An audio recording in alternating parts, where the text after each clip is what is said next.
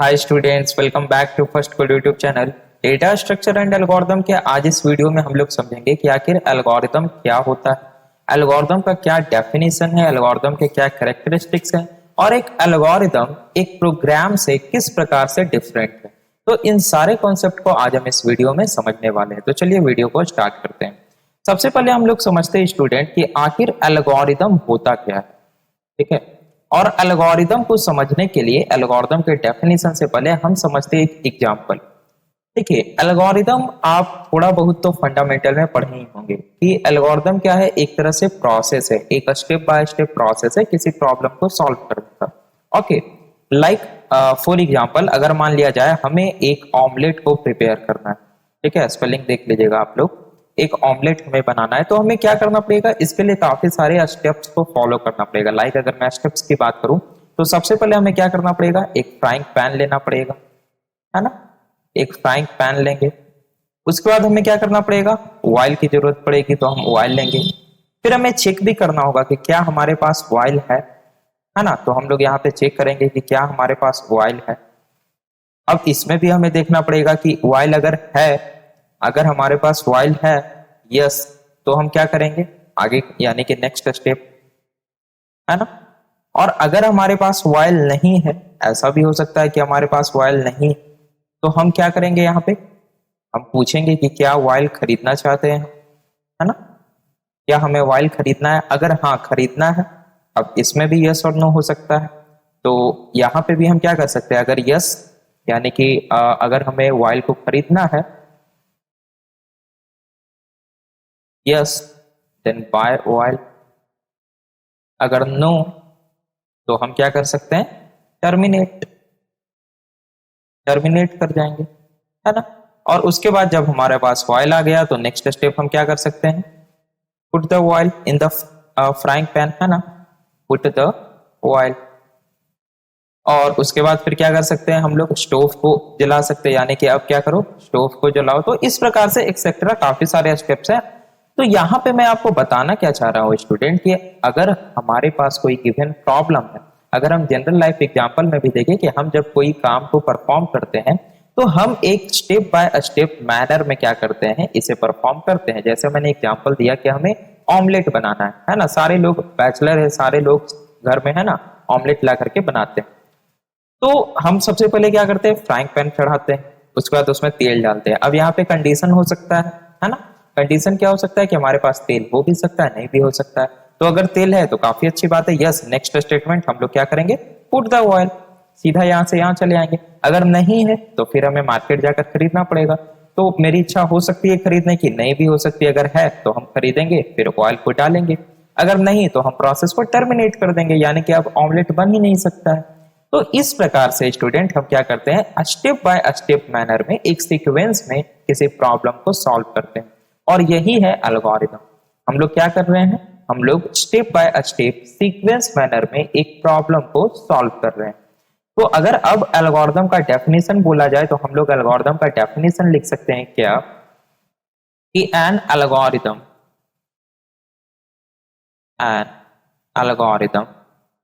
Is a step by a step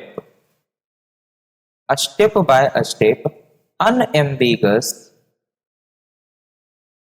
unambiguous instructions to solve a computational problem. Okay, a computational problem. So algorithm क्या है, एक step by step unambiguous instruction. अब unambiguous instructions का मतलब क्या हुआ कि इंस्ट्रक्शंस में कोई एम्बिगस नहीं होना चाहिए, यानी कि ऐसा नहीं होना चाहिए कि कोई ऐसा स्टेटमेंट हमने लिख दिया जिसके दो मीनिंग निकल रहे हैं, तो वहां पे कंफ्यूजन नहीं होना चाहिए। To solve a computational problem, ये है एल्गोरिथम का डेफिनेशन। तो अगर हम इसे कंपेयर करें प्रोग्राम से स्टूडेंट, तो प्रोग्राम भी क्या है, हम लोग आप सभी लोग सी लैंग्वेज पढ़ चुके हैं और सी लैंग्वेज में काफी सारे प्रोग्राम लिख चुके हैं, मैं ऐसा समझ के चल रहा हूं। तो प्रोग्राम भी क्या होता है, एक स्टेप बाय स्टेप प्रोसेस होता है to solve a computational problem. Like हमें 2 नंबर को ऐड करने का एक छोटा सा प्रोग्राम लिखना है, तो हमारे पास क्या है, एक रिक्वायरमेंट है कि हमें 2 नंबर को, गिवन 2 नंबर को ऐड करना है। तो ये प्रॉब्लम है। तो हम क्या करते हैं, सबसे पहले 2 वेरिएबल लेते हैं, फिर यूजर से वैल्यू लेते हैं, फिर हम उन दोनों को ऐड करते हैं और फिर हम आउटपुट प्रिंट करते हैं। ओके, तो स्टेप बाय स्टेप हम क्या कर रहे हैं, प्रोसेस कर रहे हैं। तो आखिर एक एल्गोरिदम और एक प्रोग्राम में क्या डिफरेंस है, इसको हम लोग समझते हैं। तो मैं यहां पे लिख देता हूं, एल्गोरिदम वर्सेस प्रोग्राम। सो इसे समझने के लिए हम लोग इसे एक अच्छे मैनर में समझ लेते हैं, कुछ इस प्रकार से मैं यहां पे कर देता हूं। तो मैं एक तरफ लिख दे रहा हूं एल्गोरिदम और दूसरी तरफ लिख दे रहा हूं प्रोग्राम। चलिए हम लोग इसे समझते हैं। अगर मैं बात करूं एल्गोरिदम के स्टूडेंट की, एल्गोरिदम कब लिखा जाता है, तो आपको याद होगा सॉफ्टवेयर इंजीनियरिंग में हम लोगों ने पढ़ा था software development life cycle, SDLC। हमारे चैनल पे अवेलेबल भी है, और यदि आपने नहीं देखा है तो छोटा सा कॉन्सेप्ट है, आई बटन पे लिंक दिया हुआ है, आप वहां जाकर देख सकते हैं। तो SDLC में एक फेज आता है डिजाइन फेज, और उसके बाद आता है इम्प्लीमेंटेशन फेज। तो याद होगा आपको कि डिजाइन फेज में हम लोग क्या करते हैं कि सॉफ्टवेयर, जो सॉफ्टवेयर को हम डेवलप करने जा रहे हैं उसका एक मॉडल क्रिएट करते हैं, है ना। जैसे फॉर एग्जांपल अगर मैं आपको दूं, तो अगर कोई सिविल इंजीनियर है और उसे कोई बिल्डिंग बनाना है, उसे कोई पुल बनाना है, तो वो क्या करता है, पहले एक शीट पे एक उसका क्या करता है, मॉडल तैयार करता है, यानी कि वो ड्रॉ करता है कि हमें किस तरीके से बनाना है, सारे कितना कितना हमें मैपिंग लेना है, वो सारा उसमें देखता है। और अगर कहीं गड़बड़ हो गई तो वो फिर से क्या करता है, दूसरा तैयार करता है। ठीक इसी प्रकार से कंप्यूटर साइंस में भी क्या होता है कि जब हम किसी सॉफ्टवेयर को डेवलप कर रहे होते हैं तो उसके पहले हम उसका डिजाइन करते हैं, है ना। ऐसा नहीं है कि अगर मान लिया जाए हमें किसी सॉफ्टवेयर को डेवलप करना है, लाइक हम 2 नंबर को ऐड करने का प्रोग्राम ले, हालांकि ये बहुत छोटा एग्जांपल है। तो हमने पहले प्रोग्राम लिख दिया, फिर सोचा अरे नहीं ऐसे नहीं करना था, फिर उस प्रोग्राम को डिलीट कर दिया, फिर दूसरा प्रोग्राम लिखा, फिर अरे नहीं ऐसे नहीं करना था, फिर तीसरा प्रोग्राम लिखा, नहीं ऐसा नहीं करना है। हम क्या करते हैं, सबसे पहले उसे डिजाइन करते हैं, यानी कि हम एक पेपर पे एक पेन से उस क्या करते हैं, एल्गोरिथम को लिखते हैं और उसके बाद हम उसे इम्प्लीमेंट करते हैं। तो वो जो हम पेपर पे लिख रहे होते हैं, और आपको अगर पेपर पे नहीं लिखना है तो अगर हम कंप्यूटर पे भी लिख रहे हैं तो लाइक नोटपैड या MS वर्ड, इस तरीके से हम लोग लिख रहे होते हैं, किसी कोडिंग इन्वायरमेंट का यूज नहीं कर रहे होते हैं। तो एल्गोरिथम मैं ये कहना चाह रहा हूं कि एल्गोरिथम लिखा जाता है डिजाइन फेज में। तो यहां पे मैं लिख दे रहा हूं, एल्गोरिथम लिखा जाता है डिजाइन फेज। अगर आप बात करें प्रोग्राम की, तो जब आपका एल्गोरिथम लिखा हुआ आपके पास है उसके बाद प्रोग्राम लिखा जाता है, यानी कि प्रोग्राम इंप्लीमेंटेशन फेज में डेवलप किया जाता है। तो यहां पे मैं लिख दे रहा हूं इंप्लीमेंटेशन फेज। ओके, नाउ अब एल्गोरिथम कौन लिखता है, यानी कि एल्गोरिथम लिखने के लिए क्या रिक्वायरमेंट होनी चाहिए। तो देखिए, एल्गोरिथम वही लिख सकता है जिसके पास उसका नॉलेज हो, जो प्रॉब्लम है उस प्रॉब्लम का नॉलेज हो। फॉर एग्जांपल अगर मान लिया जाए हमें अकाउंटिंग के लिए एक सॉफ्टवेयर बनाना है, तो उस अकाउंटिंग प्रॉब्लम को जो एक CA होगा या जो उससे रिलेटेड पर्सन होंगे वो ज्यादा समझ सकेंगे as compare to a programmer.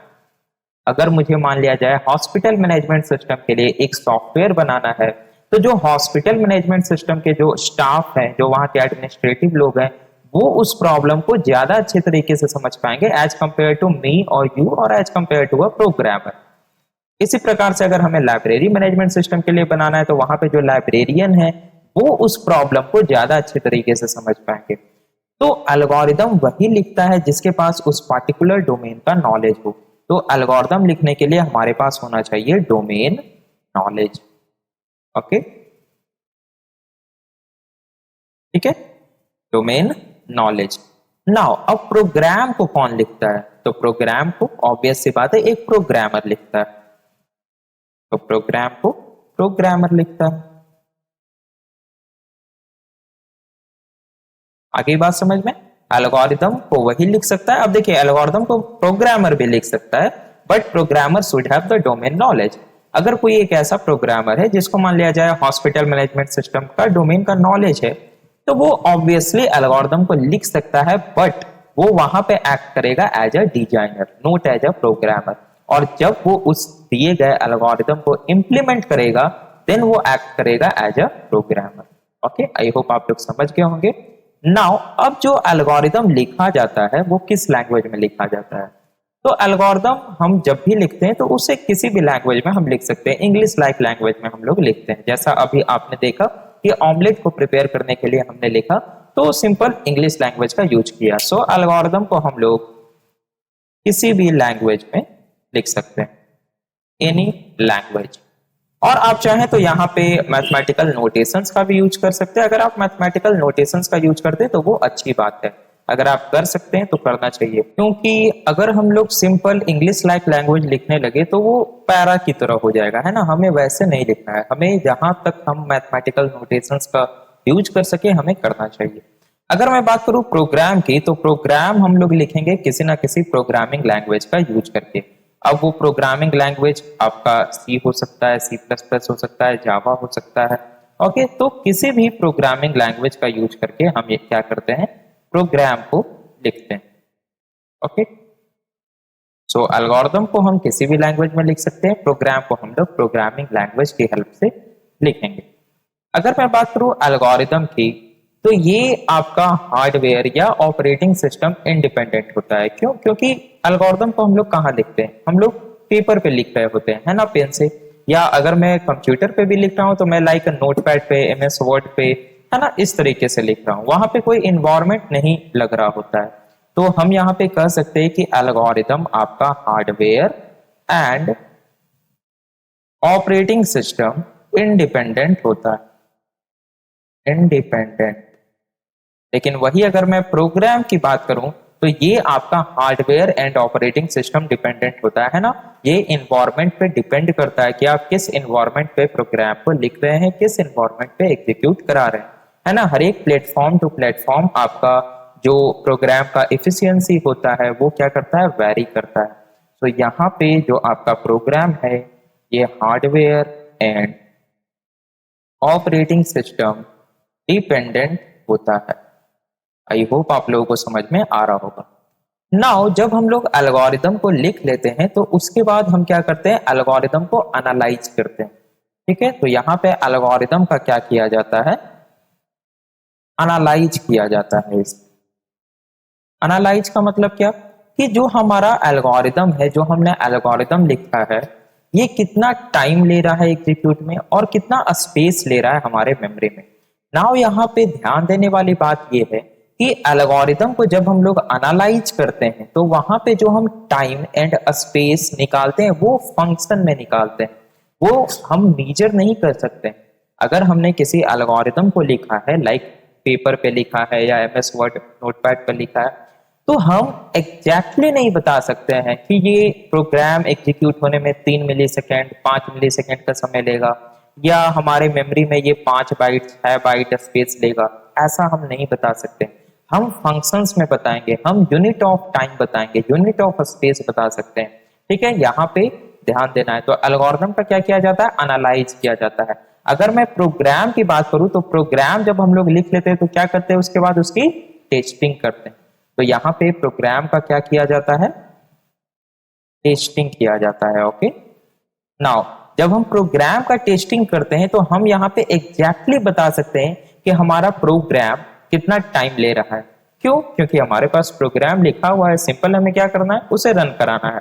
जब हम रन कराएंगे हमारे पास आउटपुट आएगा, तो हमें ऑब्वियस सी बातें पता चल जाएगा कि हमारा प्रोग्राम एग्जीक्यूट होने में टोटल कितना समय ले रहा है ना, what is the execution time of program. और हम यहाँ पे ये भी पता कर सकते हैं कि जो हमारा प्रोग्राम है वो हमारे मेमोरी में कितना स्पेस कंज्यूम कर रहा है, लाइक 4 बाइट 5 बाइट और एनी मेमोरी। ओके, तो ये था एल्गोरिदम और प्रोग्राम के बीच में कुछ बेसिक डिफरेंसेस, जिससे आपको ये समझने में आसानी होगी कि आखिर एक एल्गोरिदम क्या होता है और एक एल्गोरिदम एक प्रोग्राम से किस प्रकार से डिफर करता है। ओके, नाउ लास्टली इस वीडियो में हम लोग समझेंगे स्टूडेंट कैरेक्टरिस्टिक्स ऑफ एल्गोरिदम, जो कि काफी इंपॉर्टेंट है और सेमेस्टर लेवल एग्जाम में काफी बार पूछ दिए जाते हैं। ओके, कैरेक्टरिस्टिक्स, आप लोग थोड़ा स्पेलिंग देख लीजिएगा, ठीक है। कैरेक्टरिस्टिक मेरे हिसाब से सही है, कैरेक्टरिस्टिक्स ऑफ एल्गोरिथम। नाउ अगर हम लोग फर्स्ट कैरेक्टरिस्टिक्स की बात करें किसी भी एल्गोरिथम की, तो एल्गोरिथम में इनपुट होना चाहिए। इनपुट कहने का क्या मतलब, यहाँ पे इनपुट कहने का ये मतलब है कि कोई भी एल्गोरिथम किसी ना किसी फॉर्म में इनपुट लेना चाहिए, है ना। कोई अगर हम एल्गोरिथम की बात करें तो वहां पे किसी ना किसी प्रकार का इनपुट होना चाहिए। अब यहाँ पे देखिए कंफ्यूजन हो जाता है कि कोई ऐसा एल्गोरिथम हो सकता है जो कोई इनपुट ही ना ले, ठीक है। अगर मान लिया जाए हमें सिंपली शुभम को प्रिंट कराना है, तो यहाँ पे हमें किसी प्रकार की इनपुट की जरूरत नहीं है। तो यहाँ पे एक केस ये भी बनता है कि कोई ऐसा एल्गोरिथम हो सकता है जो कि कोई भी इनपुट ना ले। तो यहाँ इनपुट के केस में क्या हो सकता है कि मे टेक, यानी कि इनपुट ले भी सकता है नहीं भी ले सकता है। तो सिंपली हम लोग यहाँ पे मे नहीं लिखेंगे, यहाँ पे लिखेंगे कैन टेक 0 और मोर इनपुट, ये सही, ठीक है। कैन टेक 0 और मोर इनपुट, यानी कि कोई एल्गोरिथम 0 या 0 से ज्यादा यानी कि 1 2 3 4 इनपुट ले सकता है। लाइक हमें 2 नंबर का सम करना है तो हमें यूजर से 2 नंबर इनपुट के तौर पे लेने पड़ेंगे। अगर हमें किसी स्टूडेंट का डिटेल को स्टोर कराना है, प्रिंट करना है, तो हमें उसके सारे डिटेल को एज ए इनपुट लेना पड़ेगा। आई होप आपको समझ में आ रहा होगा। नाउ अब हम बात करते हैं आउटपुट की, ओके। तो अगर मैं बात करूं आउटपुट की, तो हर एक एल्गोरिथम चाहे वो कोई भी एल्गोरिथम हो मस्ट जेनरेट एटलीस्ट 1 आउटपुट। अगर ऐसा नहीं है तो एल्गोरिथम लिखने का फिर कोई फायदा ही नहीं, है ना। कभी ऐसा नहीं हो सकता है लाइक अगर मैं ऑमलेट प्रिपेयर कर रहा हूं और ऑमलेट बने ही ना, ऐसा तो नहीं हो सकता है ना। अगर मैं सब्जी बना रहा हूं और मैंने सब्जी काट लिया है, तेल डाल दिया है, उसमें फ्राइंग पैन में सब्जी भी चढ़ा दिया है, सारा चीज कर लिया और सब्जी बने ही ना, ऐसा तो नहीं हो सकता है। सो आउटपुट में क्या होगा कि हर एक algorithm must generate 1 output, okay. Hindi English mix हो गया, कोई बात नहीं। अब देखिए यहाँ पे क्या हो सकता है कि कई बच्चे क्या सोच सकते हैं कि सर आउटपुट नहीं भी जनरेट हो सकता है। जैसे अगर मुझे शुभम कुमार को प्रिंट कराना है तो यहाँ पे आउटपुट कहाँ जनरेट हो रहा है। तो यहाँ पे ये ध्यान देना है कि आउटपुट का ये मतलब नहीं है कि ये रिटर्न करे समथिंग। अगर आप इसको फंक्शन से कंपेयर करें, सी प्रोग्राम के फंक्शन से, फंक्शन का कॉन्सेप्ट आप लोग पढ़ोगे, तो फंक्शन के लास्ट स्टेटमेंट में क्या होता है, रिटर्न, है ना। रिटर्न करता है समथिंग, फंक्शन कुछ ना कुछ रिटर्न करता है। लेकिन कभी कभी ऐसा भी होता है कि फंक्शन वॉइड रिटर्न करता है। लेकिन आपको ध्यान देना है कि फंक्शन कुछ ना कुछ टास्क परफॉर्म करता ही करता है, वो प्रिंट भी करा सकता है। तो ये भी क्या है, एक आउटपुट, ठीक है। तो आउटपुट में क्या होगा कि an algorithm must generate at least 1 output. तो यहां पे मैं लिख दे रहा हूं, ठीक है, एटलीस्ट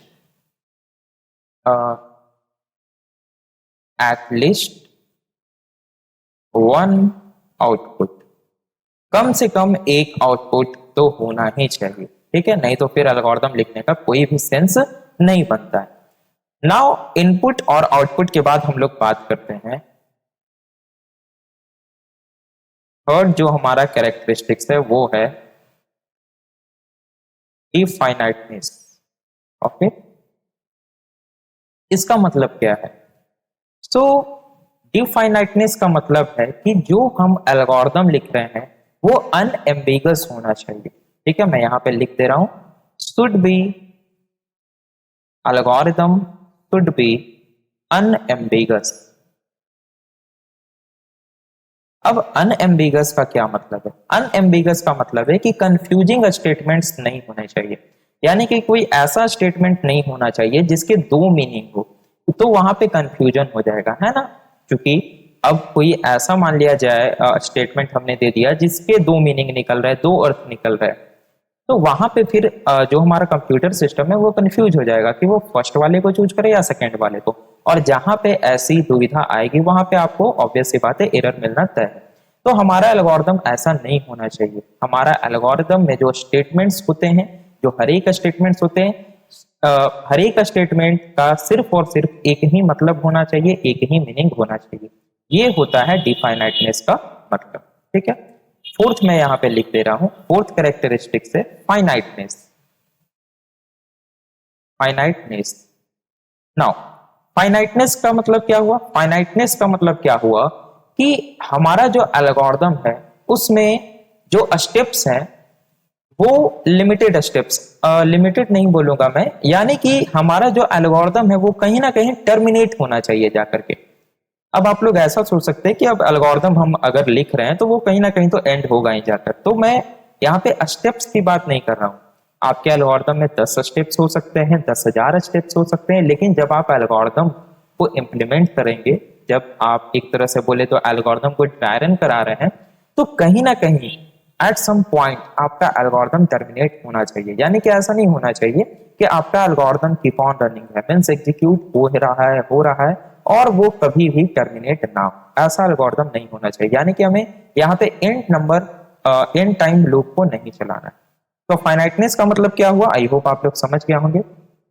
नाउ जो फिफ्थ एंड लास्ट कैरेक्टरिस्टिक्स है वो है इफेक्टिवनेस। अब इफेक्टिवनेस का मतलब क्या हुआ? इफेक्टिवनेस, इफेक्टिवनेस का मतलब ये हुआ स्टूडेंट कि हमारा जो एल्गोरिदम है वो मेमोरी और स्पेस इफेक्टिव होना चाहिए, है ना। यानी कि उस एल्गोरिदम में हम किसी अननेसेसरी स्टेटमेंट को नहीं ऐड करेंगे। आई होप आप लोग समझ रहे होंगे। लाइक अगर मैं एग्जांपल की बात करूं, अगर मैं ऑमलेट बना रहा हूं तो मैं वहां पे आलू नहीं काटूंगा, है ना, मीन्स कोई ऐसा सब्जी नहीं काटूंगा जो ऑमलेट में ना मिले। या अगर मैं ऑमलेट बना रहा हूं तो मैं वहां पे है ना बैगन नहीं छीलूंगा, तो वहां पे वो क्या है, अननेसेसरी टास्क। लाइक अगर मान लिया जाए आप गए हैं अपने लैब में प्रोग्राम लिखने के लिए, तो आप वहां पे वीएलसी मीडिया प्लेयर ओपन नहीं करेंगे। वो क्या है, अननेसेसरी टास्क है, अननेसेसरी स्टेप है। तो हमारे एल्गोरिदम में कोई भी अननेसेसरी स्टेप्स नहीं होने चाहिए। ये है इफेक्टिवनेस का मतलब, ठीक है। तो ये था student characteristics of algorithm. I hope आपको समझ में आ गया होगा और ये था आज का वीडियो। आई होप आपको पसंद आया होगा, कुछ नई जानकारी आपको मिली होगी, तो वीडियो को जरूर से लाइक कर दें। जो नेक्स्ट लेक्चर होगा स्टूडेंट मैं आपको बता देता हूं। हमने देखिए पिछले लेक्चर में समझ लिया कि डेटा स्ट्रक्चर क्या होता है, डेटा स्ट्रक्चर्स के टाइप्स क्या होते हैं, और इस वीडियो में हमने समझ लिया कि एल्गोरिदम क्या होता है, एल्गोरिदम के कैरेक्टरिस्टिक्स क्या है ना। एग्जांपल देख लिया हम लोगों ने।